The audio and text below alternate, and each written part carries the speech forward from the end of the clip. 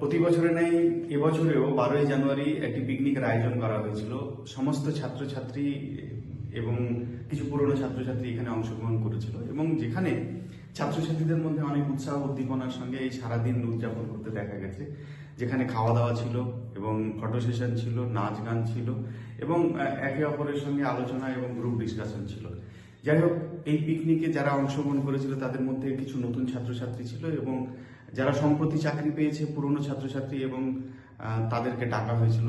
তো অনেক ছাত্রছাত্রীর মধ্যে আমরা 10 জনকে পেয়েছিলাম যারা সম্প্রতি চাকরি পেয়েছে এবং বিভিন্ন দপ্তরে চাকরি করছে এবং আমরা এই পিকনিকের মাধ্যমে তাদেরকে সম্বর্ধনা দিয়েছি এবং যারা নতুন, যারা আজকে আগামী দিনে সরকারি চাকরি পেতে চাইছে তাদের মধ্যে উৎসাহ তৈরি করা, কাছে থেকে সাফল্যকে দেখা এবং তাদের মধ্যেও অনুপ্রেরণা জাগানোর জন্যই কিন্তু এই পিকনিকের উদ্দেশ্য।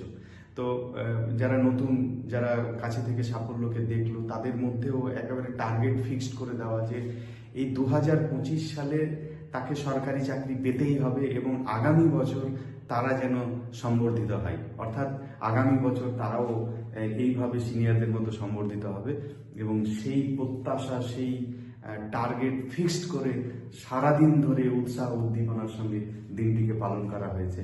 যাই হোক, আমি আর বেশি কিছু বলবো না। এই পিকনিকের কিছু ক্লিপস আমরা তুলে ধরেছি এবং সেটা তোমরা নিশ্চয়ই দেখলে ভালো লাগবে।